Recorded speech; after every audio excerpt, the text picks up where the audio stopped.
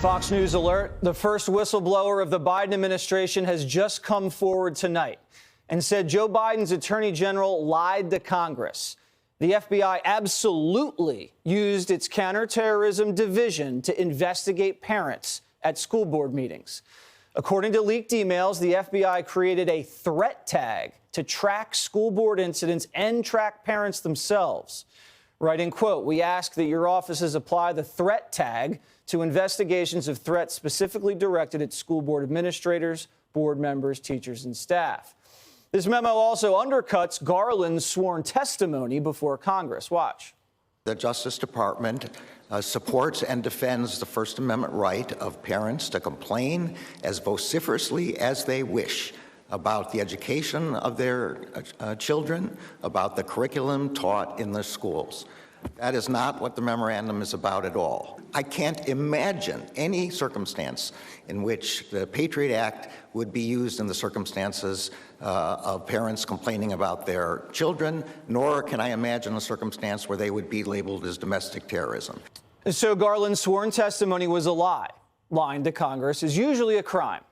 What exactly did the FBI do to innocent parents? Why did they treat them like domestic terrorists? And why did the Attorney General lie and cover up the program when he testified under oath to Congress? Here for more reaction is Missouri Senator Josh Hawley. Senator, this doesn't look good. I have this little leaked memorandum right here. This looks like they were going after parents hardcore. This is the criminal division and the counterterrorism division of the FBI. What this shows us is that, in fact, parents are getting the domestic terrorist treatment. Garland said, oh, no, we would never treat them like domestic terrorists. Of course, that's what those left-wing groups wanted.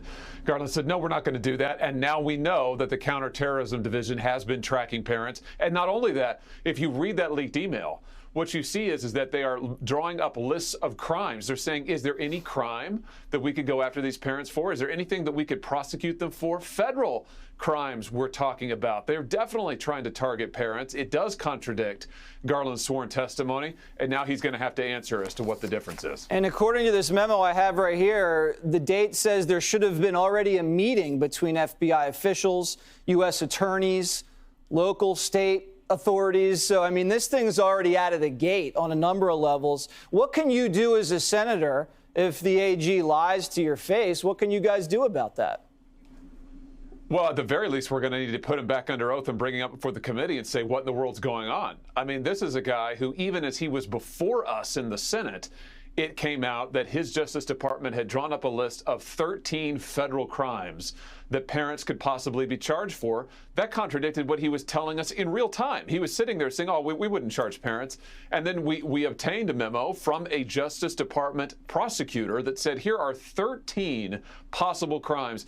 The Attorney General has a problem with the truth. He needs to come back and answer under oath what is going on here. Why is the Patriot Act being used against parents? Yeah, he sure does. And lying to Congress, I heard people used to get in trouble for that. I guess some people still are getting in trouble for that. I don't know if he's going to get in trouble. He probably won't because he's a Democrat, so we'll see how that all shakes out. This just looks really bad considering what the FBI did with the Trump campaign and now with parents. I think it's just a renegade agency that needs to be held accountable. And from what I remember, whistleblowers were heroes in the media. I'd like to see how this whistleblower gets treated. We're going to find out very soon. We're going to now talk to you about something I think is near and dear to your heart. This CRT garbage that you're pushing back on. Some wacko, some 1619 lady on The View today said this. Listen. For every story of a teacher who may or may not be doing a white privilege exercise, you have a story of a teacher who's doing a mock slave auction in their classroom. So we're only hearing that one is a problem. These are good faith efforts to really deal with the structural inequality, to explain to students how does a black man get killed on national television by a police officer, to explain to children how do we have an insurrection on our Capitol. So, Senator, CRT is just a counterweight to these slave auctions that are apparently happening throughout public schools in this country. And then she brought up you specifically by name. Your reaction? Well, what my reaction is the folks who are the advocates of CRT live in an alternative universe, and they live in an alternative America.